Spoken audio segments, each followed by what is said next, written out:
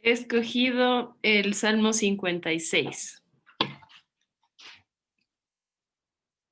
Salmo 56. Dice, ten piedad de mí, oh Dios, porque el hombre me ha pisoteado. Me oprime combatiéndome todo el día. Mis enemigos me han pisoteado todo el día, porque muchos son los que con soberbia pelean contra mí.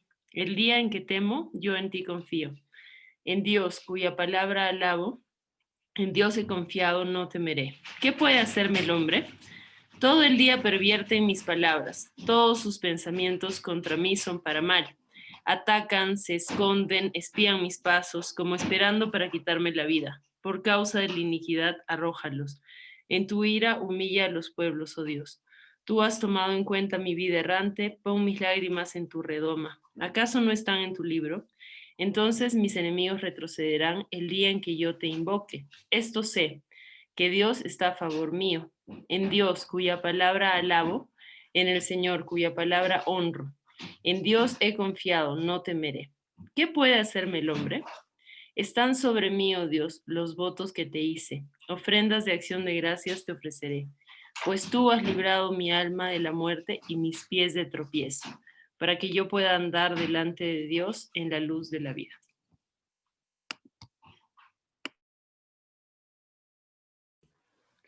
Gracias, amor. Vamos a orar. Padre, gracias por esta mañana y pido que en este tiempo podemos ir a ti en este primer día de la semana, el día de la nueva creación, Padre, que podemos quedarnos en pos de tu majestad. Padre, que no seamos tentados ahora de querer distraernos con tal tarea del día, tal salida, Padre, sino que podemos realmente entender que tenemos 6 otros días por eso, Padre. Y pido que pongas en nuestros corazones un enfoque y un temor reverente de enfrentar, de presentarnos frente del Rey de toda eternidad, Padre. Que no te despreciemos, que no despreciemos este tiempo en que tú nos invitas a tu presencia activa en esta reunión y pido, Padre, que obres por medio de este tiempo, Padre, para tu gloria y para nuestra santificación. Y pido esto en tu nombre santo. Amén.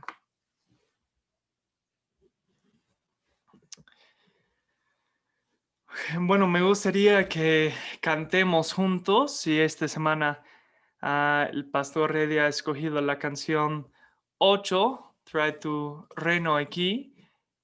Pastor, ¿por qué has escogido esta canción?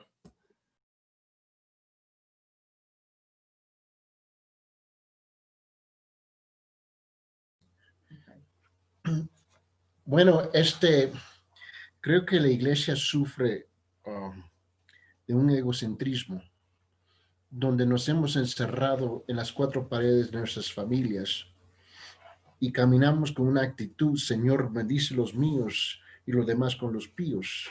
Y aunque no lo decimos así, pero nuestras acciones lo indica bien claro. Y en esta canción, si escucha bien la letra, dice, enciende en nuestros corazones un fuego en nuestras almas. Más adelante dice, usamos nuestras vidas, rendimos nuestras vidas por tu causa. No nos ha hecho con tanta razón, despierta el corazón. Y es un problema que la iglesia sufre, donde caminamos con la idea de que dame, dame, recibo, recibo, dame, dame, y yo necesito. Y por definición la eclesia es salir afuera y ser parte ser las manos y los pies del Señor. Si me permite, en 1 Juan capítulo 3, en cuanto a esta canción es una de las escrituras que está basada. Pero en 1 Juan capítulo 3 dice lo siguiente, comenzando el versículo 13. Hermanos, no nos maravilléis si el mundo os odia. Nosotros sabemos que hemos pasado de muerte a vida. ¿Por qué? porque amamos a los hermanos, y el que no ama permanece en muerte. Todo el que aborrece a su hermano es homicida, y vosotros sabéis que ningún homicida tiene vida eterna permanente en él. En esto conocemos el amor en que puso su vida por nosotros. También nosotros debemos poner nuestras vidas por los hermanos. Pero el que tiene bienes de este mundo y ve a su hermano en necesidad y cierra su corazón contra él, ¿cómo puede morar el amor de Dios en él?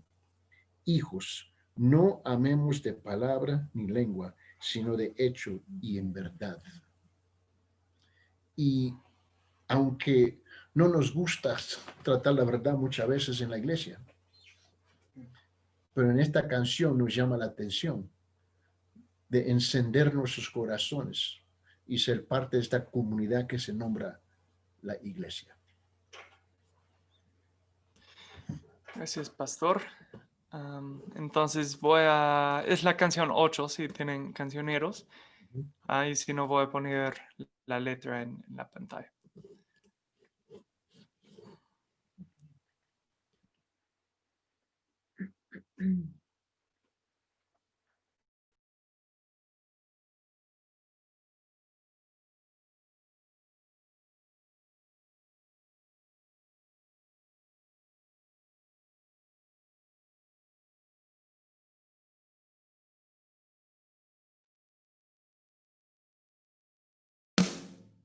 Pon tu reino, Dios, en nuestros corazones. Rogamos que nos llenes. Usa tu creación. Enciende nuestro corazón, un fuego en nuestras almas. Espíritu Santo, llénanos ya.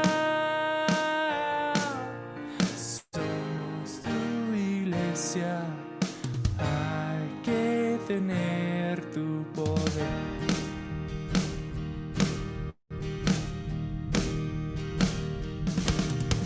Buscamos a tu gloria, hambrientos y con sed.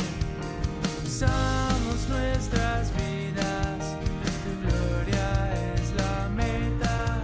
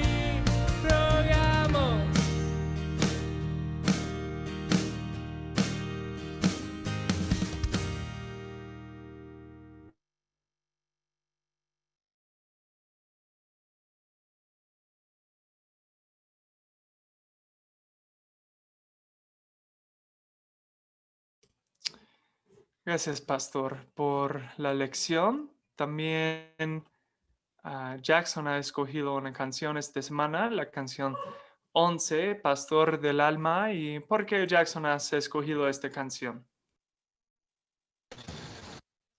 Sí,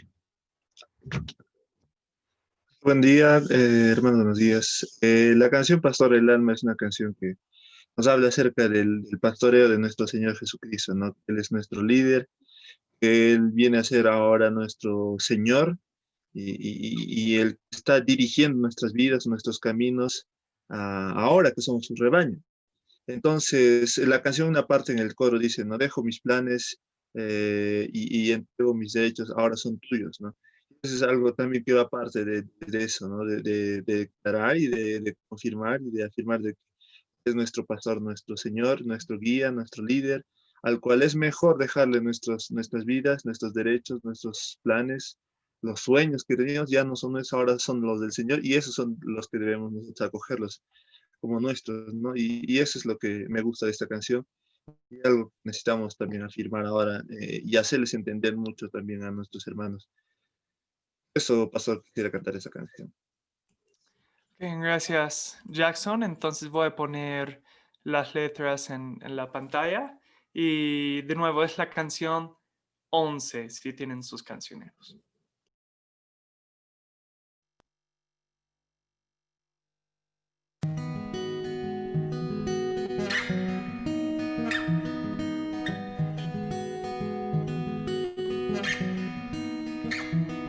Señor de montañas y mar, has hecho un camino por mí.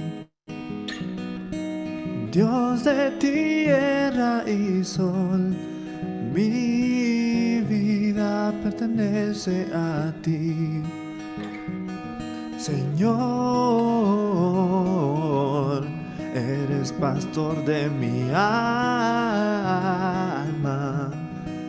Y todos mis planes, mis derechos son tuyos. Ya tienes control de esta vida rendida.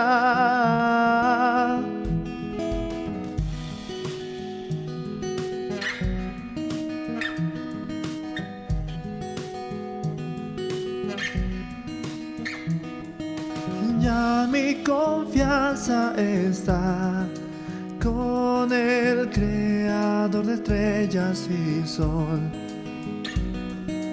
Misericordia eterna, siempre fiel y siempre sabio. Señor,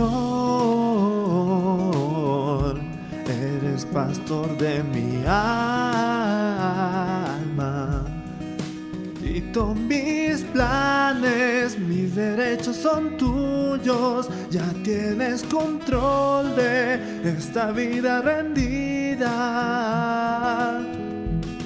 Señor,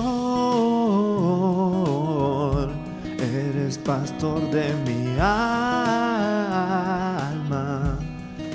Y todos mis planes, mis derechos son tuyos. Ya tienes control de esta vida rendida.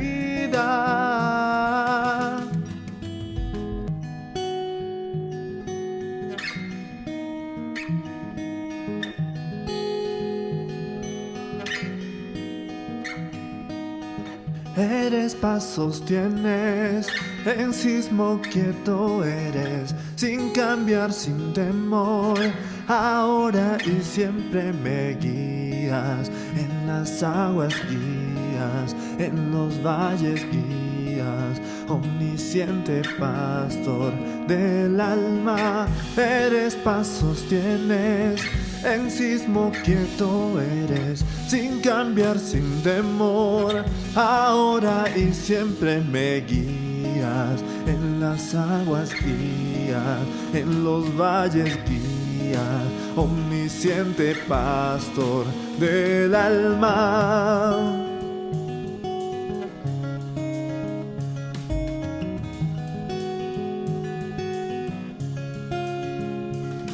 Por valles de sombra de muerte no temeré,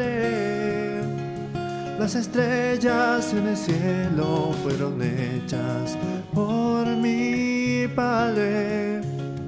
¿A quién temeré cuando tú estás a mi lado?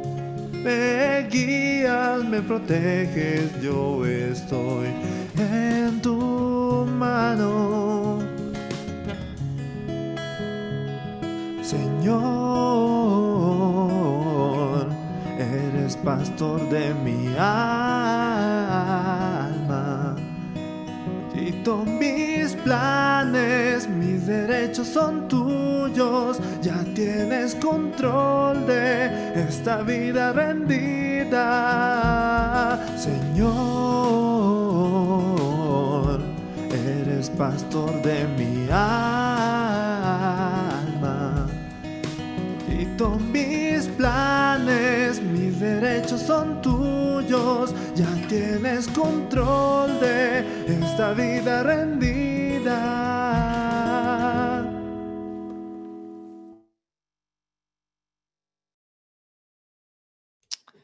Gracias, Jackson, por la lección. Y antes de empezar nuestro tiempo de estudio, me gustaría orar por este tiempo. Padre, acabamos de cantar que tú guías nuestras vidas. Tú eres la senda angosta, Padre, y el camino por el cual tenemos que ir para tener acceso a tu presencia. Y Padre, pido que podemos ver el poder de ese guía en este tiempo, que podemos realmente ver el poder de la brújula y el mapa que nos has dado, Padre, para conocer a tu voluntad, para que no estamos intentando coger la oscuridad y por casualidad tal vez encontrarnos con un Dios abstracto, sino que tú nos has entregado todo, incluso la justificación para realmente saber quién eres tú, conocer a ti y vivir según tus mandatos, tus estatutos, Padre. Y pido que en este tiempo nos podrías desafiar para vivir conforme a eso y que podríamos exaltar tu nombre por medio de este estudio, que tú podrías hablar por medio de tu palabra, por medio de este discurso que fue dado hace 2000 años, pero igual nos llama la atención hoy, Padre. Y pido que obres en tu iglesia en este tiempo en que vamos a estar en tu palabra. Pido esto en el nombre santo de Cristo Jesús. Amén.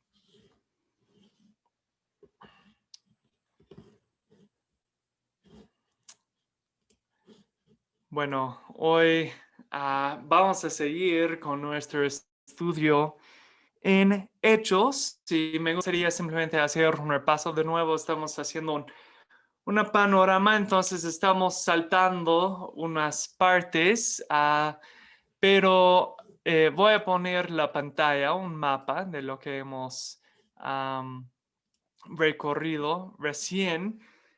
Aquí tenemos el tercer viaje misionero de Pablo, quien ya fue a Jerusalén. Si se acuerdan, fue a Jerusalén, dio un reportaje a la iglesia, de ahí volvió a Antioquía. Ha salido de Antioquía, se encontró en Éfeso la última semana, donde estuvo atacado por predicar en contra de los dioses falsos y los quienes hacían los templos de plata.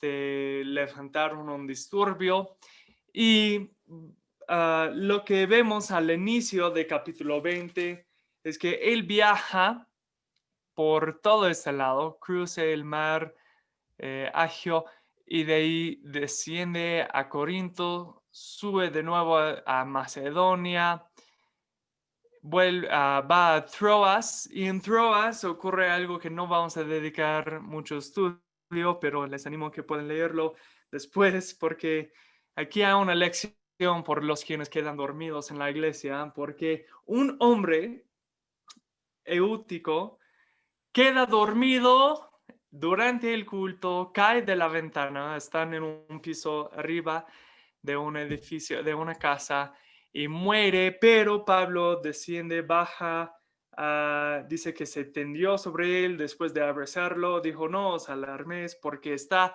vivo. Básicamente Pablo resucita a este hombre y mira, aquí ya hay tu lección. ¿Qué te puede pasar si quedas dormido en la iglesia? Puedes incluso morir.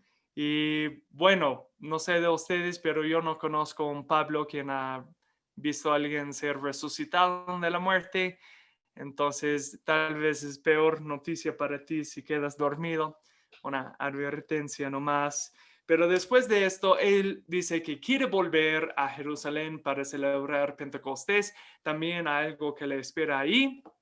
Entonces él desciende, ya está yendo y dice, espera, después de todo lo que pasó en Éfeso, yo quiero despedirme de los hermanos ahí, pero es un poco problemático. Si entro a Éfeso, tal vez podría pasar unos problemas y también, honestamente, tal vez haría la despedida demasiado difícil. Entonces, estando deprisa, para en Mileto y vamos a ver que él llama a los ancianos de Éfeso para hablar con ellos y dar unas palabras de despedida antes de volver a Jerusalén por Pentecostés.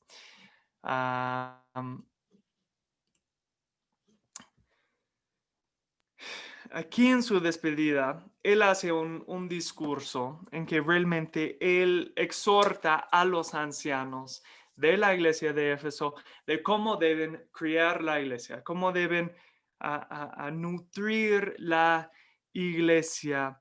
Y en realidad, si podríamos resumir su discurso de despedida, él está diciendo, sométense a la palabra siempre, pero él en su discurso da 4 pilares, si lo puedo decir así, en que edificar la iglesia sobre la roca de Jesucristo, la piedra angular, que después la palabra nos muestra que Jesús es. Él dice, sí, Jesús es la piedra angular, el fundamento de la iglesia, y estos son 4 principios en la palabra en cual edificar la iglesia sobre él. Es la última vez que va a ver a los hermanos de Éfeso. Es un momento triste, pero Pablo escogió estas palabras cuidadosamente para animar a ellos y alentar a ellos, a pesar de que es un momento nostálgico, triste. Y quiero que nosotros podamos escuchar estas palabras 2000 años después y encontrar el desafío ahí también para nosotros. Entonces, vamos a leer en secciones para cada parte, porque realmente quiero enfocar mucho en las varias partes de este discurso. Pero vamos a leer primero, empezando en versículo 17. Y vamos a leer hasta versículo 21. Dice, y desde Mileto mandó mensaje a Éfeso y llamó a los ancianos, los pastores de la iglesia. Cuando vinieron a él, les dijo, vosotros bien sabéis cómo he sido con vosotros todo el tiempo desde el primer día que estuve en Asia, sirviendo al Señor con toda humildad y con lágrimas y con pruebas que vinieron sobre mí por causa de las intrigas de los judíos. Como no rehuí declarar a vosotros nada que fuera útil y de enseñaros públicamente y de casa en casa, testificando solemnemente tanto a judíos como a griegos del arrepentimiento para con Dios y de la fe en nuestro Señor Jesucristo. Esta es la introducción de su discurso. Él está diciendo, mira lo que he hecho. Yo puedo irme en paz porque yo he sido fiel en servir al Señor con toda humildad. ¿Y qué es servir al Señor aquí? No rehuir, declarar a vosotros nada que fuera útil y de enseñaros públicamente y de casa en casa, testificando ¿qué? Del arrepentimiento para con Dios y de la fe en nuestro Señor Jesucristo. Esta es la primera pilar en que tenemos que edificar la iglesia. Suena obvio, pero lamentablemente lo olvidamos todos los días en la iglesia. Es proclamar el evangelio. Es proclamar el evangelio. ¿Qué dice aquí? Que nunca dejaba de declarar con lágrimas, con pruebas, a pesar de todo, cómo es que resalta el servicio del Señor, proclamar la palabra, testificar del arrepentimiento para con Dios y de la fe en nuestro Señor Jesucristo. Pablo, en un momento de prisa, un momento de despedida, quiere hacer hincapié en esto. Él está hablando a pastores, sí, pero él también tiene la confianza que estos pastores va a llevar estas mismas palabras a su congregación. No se trata de simplemente, bueno, ustedes los ancianos que predican la palabra, ¿no?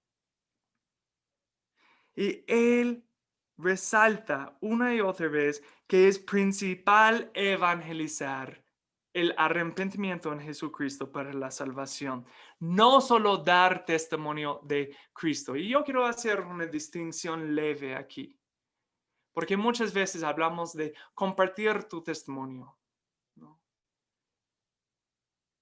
Pero a veces compartimos un testimonio y terminamos compartiendo un evangelio del cambio de estilo de vida de Mateo, más que un evangelio del perdón de los pecados por el arrepentimiento para con Dios. Yo puedo hablar media hora de yo vivía así, era un borracho, drogadicto, mujeriego, todo lo que quiero. De ahí digo, y de ahí fui a una iglesia y ha cambiado mi vida, gracias a Dios. Pero yo no escucho ahí nada de quién es Jesús, qué hizo Jesús, qué tiene que ver conmigo, qué es mi condición sin Él, qué es mi condición con Él, y ni escucho qué ha cambiado mi vida. Solo escucho que mi vida es mejor. ¿En qué sentido? Porque honestamente, por la mayoría del mundo, la antigua vida suena más divertida. La iglesia suena algo oprimador. Entonces, cuando proclamamos el evangelio, tenemos que proclamar el evangelio. ¿Qué es el evangelio? Y la gente dice siempre las buenas nuevas. Sí, eso es la traducción de la palabra evangelio. Muy bien. Pero ¿cuáles son las buenas nuevas? Aquí es que si nos arrepentimos de nuestro pecado y pongamos nuestra fe en Jesucristo, somos salvos del infierno. Ahora, podemos meternos más a los detalles, claro, de qué específicamente en qué estamos poniendo nuestra fe, pero en bastante resumen, Pablo está diciendo aquí, el evangelio es arrepentirse y recibes perdón. Y le explicamos por qué. Porque Jesús sufrió el castigo que merecemos. Y eso tiene que ser la primera pilar en que edificamos la iglesia. No mi testimonio. Mi testimonio es útil, por supuesto que sí. Pero no es el evangelio. Y nunca debemos olvidar que decir Cristo te ama, Dios Dios tiene un plan para tu vida, Dios puede cambiar tu vida, Dios te puede sacar de ese vicio, no es igual que predicar el arrepentimiento de los pecados en Cristo Jesús. Nunca podemos apartarnos de eso. Y muchas veces excusamos nuestra cobardía por decir, pero yo he compartido el evangelio que dijiste. Le dije que Dios puede cambiar su vida. Cualquier Dios puede cambiar su vida. Cualquier grupo ateo puede cambiar la vida. Mira, todo el mundo sí te puede dar consejos de vivir una mejor vida. Eso no es el punto del evangelio. es ser salvo del juicio de Dios y restaurado a relación con Él por medio del arrepentimiento y el perdón de los pecados. Y eso es lo que predicaba Pablo. Y si queremos realmente edificar una iglesia en Cristo, eso es lo que nosotros tenemos que proclamar en toda circunstancia. Y si no, no estamos sirviendo al Señor. ¿Qué dice Pablo? Desde el primer día que estuve en Asia, sirviendo al Señor. ¿Y qué es su servicio? Que testificaba solemnemente el arrepentimiento para con Dios. Si no estamos expresando que necesitamos arrepentirnos de nuestro pecado para recibir la salvación del infierno y ser restaurados en relación con nuestro Creador, no estamos sirviendo al Señor. Tenemos que proclamar el Evangelio claramente y el arrepentimiento para el perdón de los pecados. Segundo pilar, la segunda pilar que encontramos en que Pablo exhorta que edifiquen la iglesia, encontramos en versículos 22 a 25. Dice, y ahora, he aquí que yo, atado en espíritu, voy a Jerusalén sin saber lo que allá me sucederá, salvo que el Espíritu Santo solemnemente me da testimonio en cada ciudad, diciendo que me esperan cadenas y aflicciones. Tal vez sí estás pensando entonces para que vayas. Eso vamos a estudiar más la siguiente semana, pero a veces solamente porque Dios te muestra que vas a sufrir no es para desanimarte, sino prepararte. Pero eso tocamos más la siguiente semana. En versículo 24 dice, pero en ninguna manera estimo mi vida como valiosa para mí mismo a fin de poder terminar mi carrera y el ministerio que recibí del Señor Jesús para dar testimonio, de nuevo, solemnemente del Evangelio de la gracia de Dios. O sea, lo que me pasa no importa, sino el Evangelio. En versículo 25, y ahora he aquí, yo sé que ninguno de vosotros, entre quienes anduve predicando el reino, volverá a ver mi rostro. La segunda pilar que encontramos en estos versículos es que a pesar del deseo personal de Pablo, él tenía que someterse al Espíritu. Está atado al Espíritu, dice. Tiene que someterse al Espíritu. Pablo está llamado claramente a Jerusalén y tiene que ir. No puede negociar el tema, no puede rechazar eso, no puede decir, bueno, eso me suena bien, Espíritu, pero yo creo que ellos me necesitan. Y algo que muchas veces la iglesia queda entre dos extremos en esto muchas veces y creemos mala enseñanza por los dos lados, en que solo queremos hacer caso al Espíritu o acusamos a ellos de ser extremistas, pentecostales, muy dados a sus emociones. Entonces, cualquier cosa que siento no es de Dios. Somos robots. Solo si dicen la palabra. ¿Ok? ¿Qué dice la palabra por yo mismo, de ir a Lima?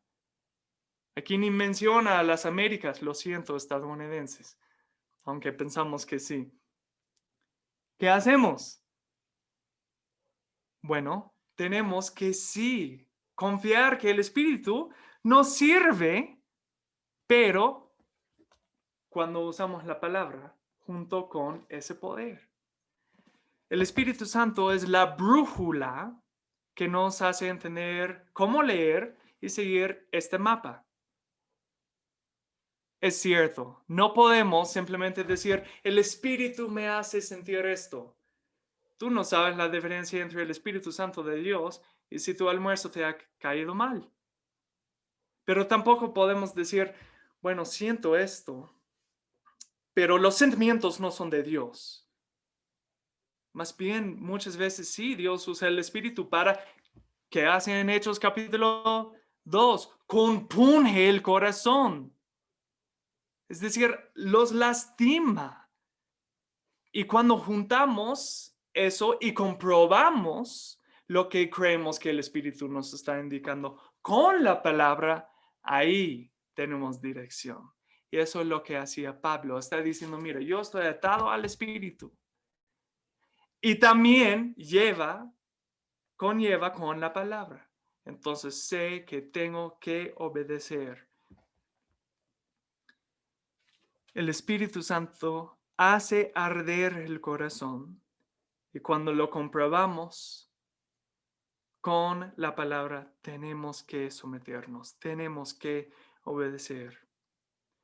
Ahora, somos capaces de ignorar o apagar ese arder por no confesar el pecado, por dejar de leer la palabra, no dejar decir, ¿no?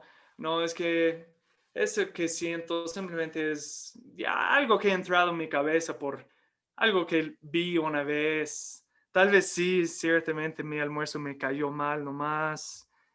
Y excusamos que realmente sí, el Espíritu Santo nos está conmoviendo. Lo que hacemos es ignoramos la comunión de los santos. Dejamos de asistir a la iglesia, dejamos de leer la palabra, dejamos de orar, todo en un esfuerzo de apagar lo que está ardiendo, pesando nuestro corazón. Pero conocer y someternos a la palabra y el Espíritu Santo, usando la brújula del Espíritu Santo y el mapa de la palabra, en realidad es lo que nos va a traer paz y gozo real y bendición verdadera. Vamos a Salmo 119, versículo 1. Si vamos a Salmo 119, versículo 1.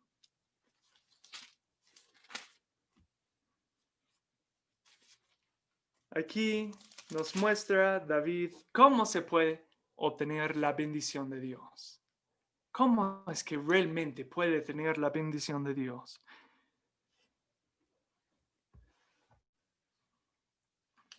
Salmo 119, empezando en versículo 1, dice, cuán bienaventurados, bendición, son los de camino perfecto. Bueno, ninguno de nosotros somos perfectos. Entonces, ¿qué hacemos?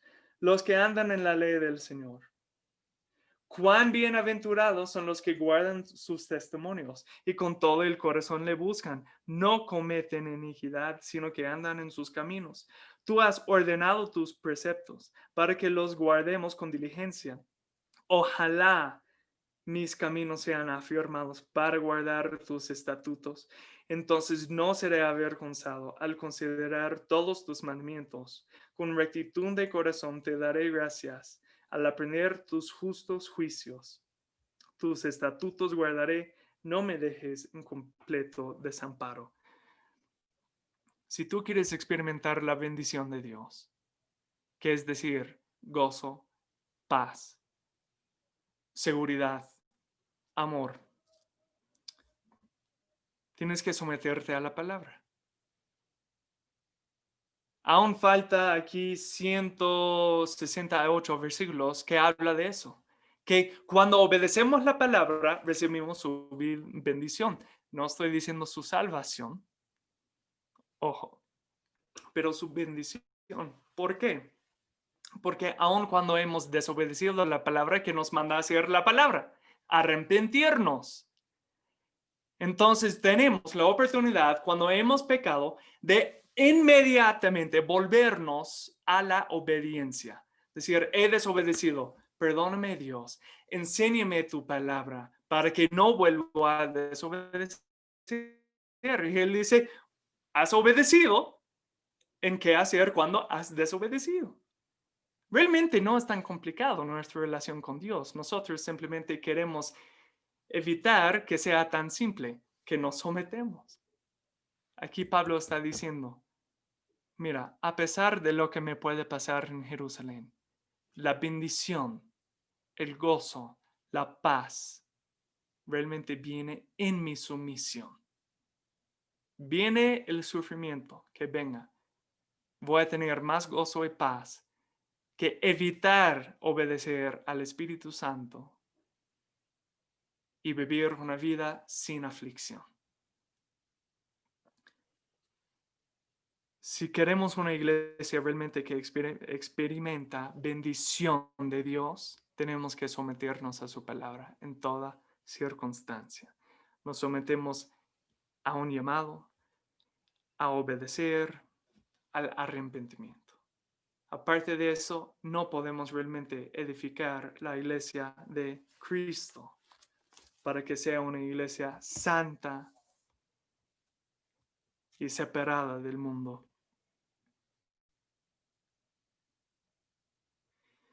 Pero Pablo sigue, volviendo en Hechos capítulo 20, sigue en versículo 26 con su discurso. Y él está diciendo, yo tengo que someterme,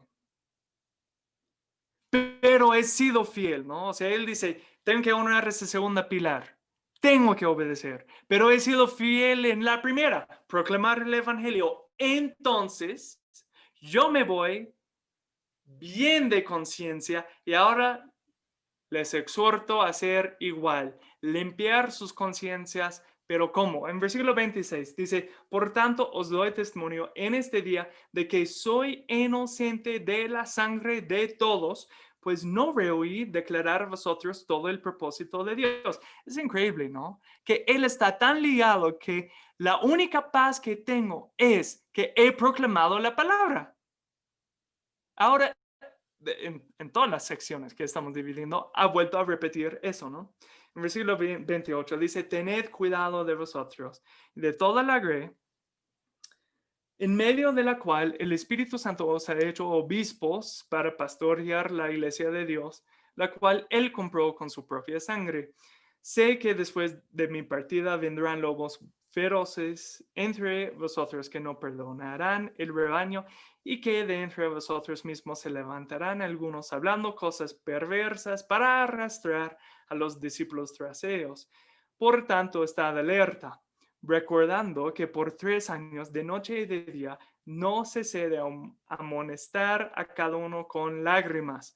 Ahora os encomiendo a Dios y a la palabra de su gracia, que es poderosa para edificaros y daros la herencia entre todos los santificados. Ni la plata, ni el oro, ni la ropa de nadie he codiciado. Ok, la tercera pilar que vemos aquí es que él exhorta que hagan, es velar por el rebaño. Velar por el rebaño. El predicador del siglo XIX de Londres, Charles Spurgeon, dijo que todo cristiano es un misionero o es un impostor. Es falso. Pero no hay entre los dos. Somos misioneros o impostores. Y velar por el rebaño, muchas veces dicen, bueno, yo no soy pastor. El pastor, ¿no? Por eso se llama pastor, velar por el rebaño. Mira, el oficio de pastor es supervisar que las ovejas están velando uno por los otros.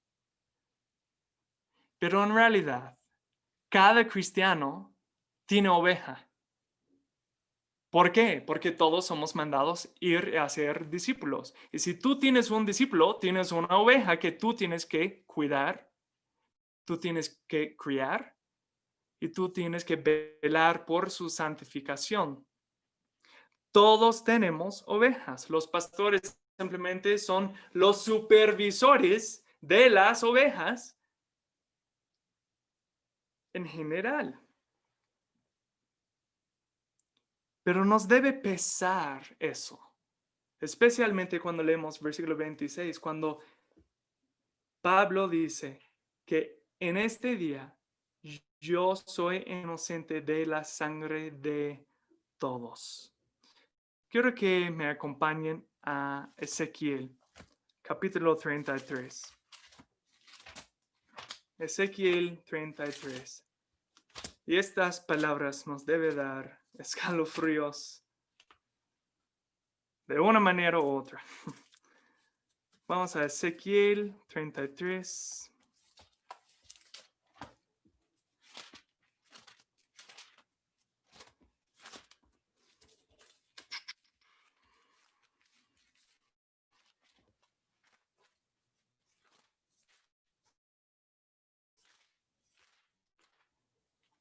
Y aquí en Ezequiel 33 Dios encomienda a sus siervos con una tarea que nos debe llamar ciertamente la atención. En capítulo 33, empezando en versículo 7, dice: y a ti, hijo de hombre, te he puesto por centinela de la casa de Israel. Oirás pues la palabra de mi boca y les advertirás de mi parte. Cuando yo diga al impío, impío, ciertamente morirás, si tú no hablas por advertir al impío de su camino, ese impío morirá por su iniquidad, pero yo demandaré su sangre de tu mano. Pero si tú, de tu parte, adviertes al impío para que se aparte de su camino, y él no se aparta de su camino, morirá por su iniquidad, pero tú habrás librado tu vida. No creo que tenga que explicar mucho lo que dice aquí. Para mí me parece bastante blanco y negro. Que si yo no advierto a alguien de la muerte, hay sangre en mis manos. Eso nos debe, honestamente, nos debe asustar. Porque, aunque es cierto, ¿no? Es cierto, y tenemos esta seguridad bendita de que cuando somos salvos, jamás nada nos puede quitar la salvación, porque no hemos hecho nada para ganar la salvación. Pero la gran comisión que siempre citamos, ir a hacer discípulos, ¿no? Enseñar la palabra de Dios, proclamar el evangelio. Si clamamos ser discípulos de Cristo y no hacemos eso, lo más directo, más básico, paso 1 de ser discípulo de Cristo, contar a alguien más de Cristo. ¿Realmente qué muestra hay que realmente eres cristiano? ¿Realmente qué muestra, qué fruto has producido? ¿Eres bautizado? Muy bien. ¿Y? Aquí dice que si no advertimos, eso es el evangelio para el impío, es una advertencia. Realmente es muy misericordioso que Dios nos da tiempo en esta vida para arrepentirnos.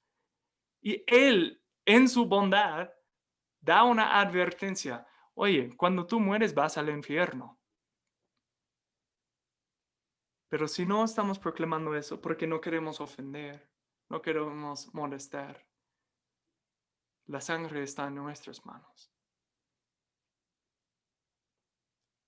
Y no sé de ustedes, pero yo no quiero ir en el día de juicio diciendo, bueno, yo fui pastor.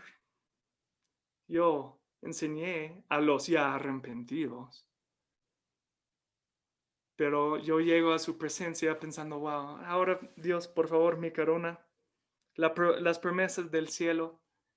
Y él diga, pero Mateo, mira tus manos. Están recontra cubiertas de sangre.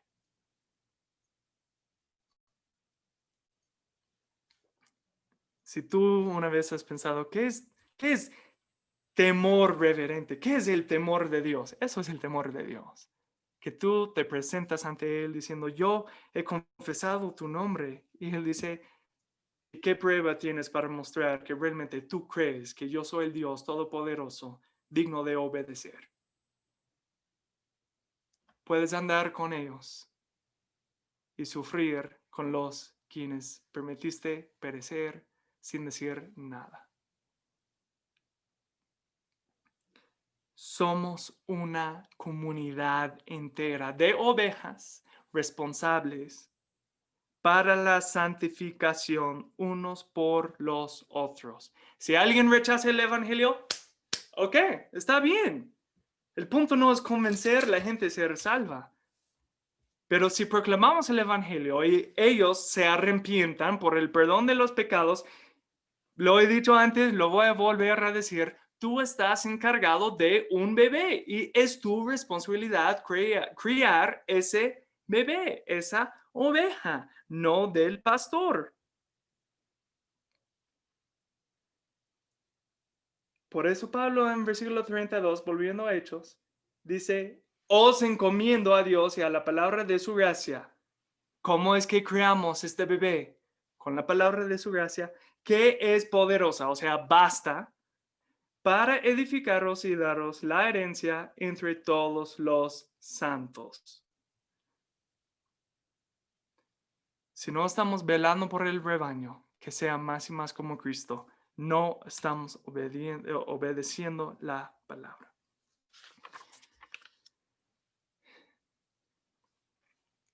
La mayor amenaza a la iglesia, muchas veces pensamos, ¿no? Wow, es que si van a legalizar el aborto, el matrimonio gay, ¿qué será de la iglesia? Mira, a Dios eso no preocupa. El pecado no preocupa a Dios. Dios mira al mundo y dice, eso no me sorprende. Es un mundo pecaminoso. Por supuesto, va a exaltar cosas en contra de mi voluntad. Realmente lo que es el enemigo de la iglesia no es el ateo, no es el filósofo que dice Dios no existe. Concentramos tanta fuerza en proteger la iglesia de ateos. Los ateos, honestamente, no les importa hablar mucho de Dios. Somos nosotros quienes les damos tanto espacio para que ellos puedan hablar de Dios. La amenaza principal a la iglesia son ¿qué? ¿Qué dice aquí? Lobos feroces entre la iglesia, maestros falsos, lobos vestidos de ovejas. Hasta el mismo Satanás entendía eso. Cuando engañó a Eva, no es que dijo de frente, ¿sabes que tu Dios no es un Dios? No es que dijo una mentira total. Torció solo un poquito la verdad. Dijo, ¿de verdad te dijo no puedes comer de ningún árbol? Había un granito de verdad, pero lo exageró y mintió. Engañó. La persona quien hace desviar de Dios no es ateo. Es un maestro falso que te engaña a pensar que tú estás haciendo lo correcto, lo santo, cuando tú estás exaltando a ti mismo. Entonces tenemos que usar esa palabra de gracia, como dice aquí, para probar todo lo que decimos. Lo que yo estoy predicando ahora. Si tu Biblia está cerrada y ni lo estás enseñando, ni lo estás leyendo, entonces estás fallando en esa chamba de velar por el rebaño. En Hechos, no lo busquen, pero en Hechos 17, versículo 11, incluso vimos que Pablo cuando predicaba, los judíos buscaban, escudriñaban las escrituras para confirmar lo que decía Pablo era la verdad. Así debe ser la iglesia. La iglesia analfabeto no es ninguna iglesia. Es muy triste que vivimos en un mundo que irónicamente es más alfabeto que nunca, porque todo está escrito en nuestros celulares. Pero funcionalmente, para los libros, somos más analfabetos que nunca. Y la iglesia peor todavía. Porque decimos, bueno, en YouTube este pastor es dinámico, hay luces, habla bien, usa palabras simples que yo entiendo. Entonces voy a ver este video en vez de leer mi propia Biblia. Y así estamos diciendo, lobo, ven, lobo. Por favor, soy una oveja. Ven. Abrázame, lobo. ¿No?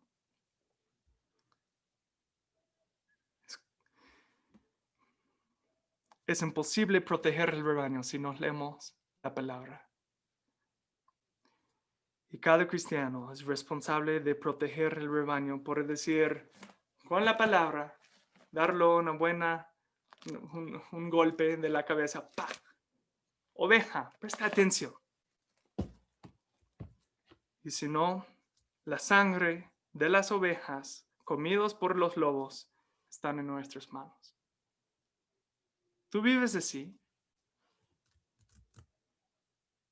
como si alguien empieza a obedecer una enseñanza falsa, proclamar una enseñanza falsa, un evangelio falso, que su sangre está en tus manos. Es como un médico que ve a alguien entrar a la sala de emergencias y dice, bueno, debía haber comido mejor en su vida.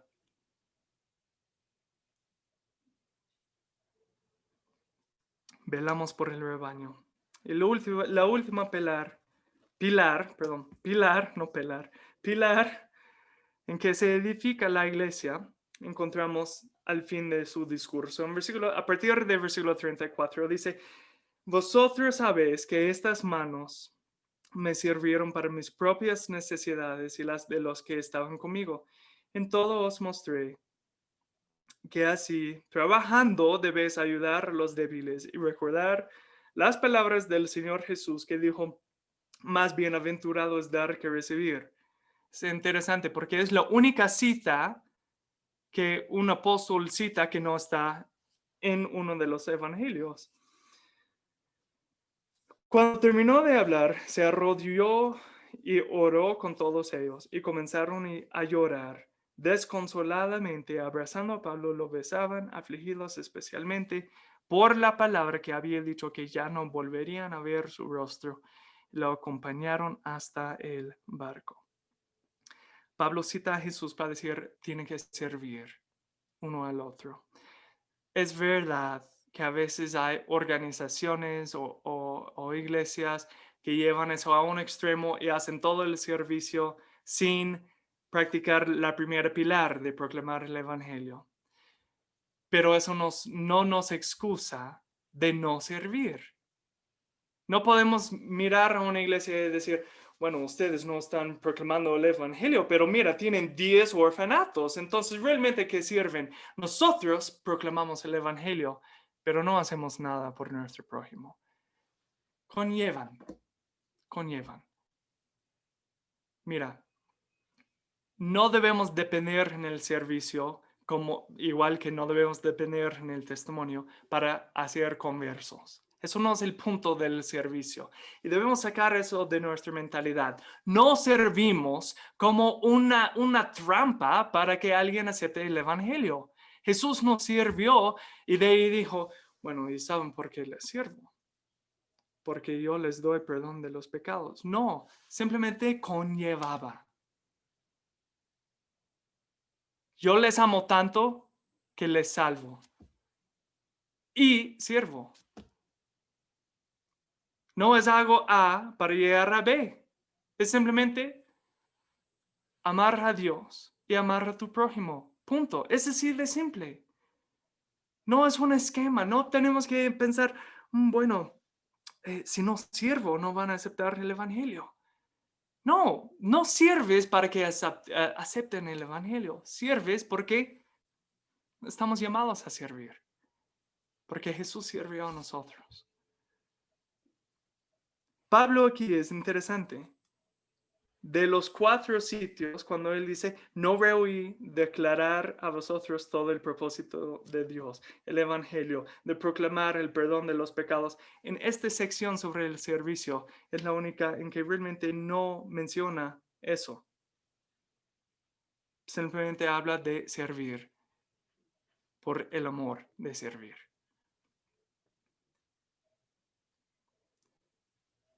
Jesús, no lo busquen, pero si después lo quieren buscar, Mateo 25, Jesús habla del fruto de un salvo, es servir, es un fruto. Así nomás, no es la semilla, es el fruto. Pero tanto como proclamar el evangelio es un primer fruto, el servicio también nos muestra que ciertamente estamos velando por el rebaño, tanto en su salvación eterna como su necesidad física. Yo creo que no debemos pasar por alto que cuando Jesús dice, soy sal de la tierra, Él no está diciendo que damos un saborcito a la tierra, está diciendo, frenamos el pudrir del pecado, de la carne, Y aún la gente que no van a aceptar el evangelio, que no se van a arrepentir de su pecado, puedes frenar el pudrir de su pecado por medio de servir a ellos. Y aún formar un pueblo, una cultura que exalta el nombre de Dios, aun si contiene personas que no quieren honrar a Dios. En la iglesia hemos perdido mucho eso. ¿Queremos servir sin el nombre de Cristo? ¿O queremos proclamar el nombre de Cristo, pero no servir y crear un pequeño Israel? Y hacer murallas y decir, no, no, no, no, esta es la iglesia. Amamos unos a los otros nomás. Pero no debemos despreciar que Jesús mismo nos enseña que si simplemente honramos, amar a Dios, amar al prójimo, por proclamar el Evangelio y servir en el nombre de Cristo, aún en un mundo pecaminoso, podemos forjar pueblos que honran a Dios. Sucedió en el siglo XVII hasta XIX en Inglaterra, que abolió la esclavitud. Empezó realmente las primeras reglas de trabajo que protejaba la santidad del matrimonio.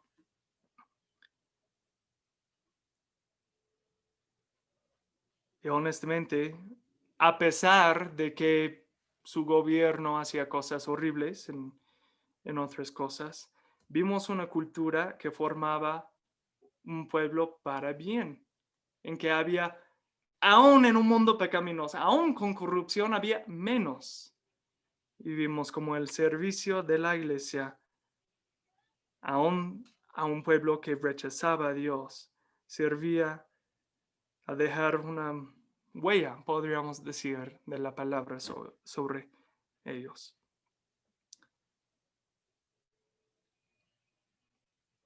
Con el discurso de Pablo, nosotros debemos estar preguntándonos en sus últimas palabras a los Éfesos con lágrimas,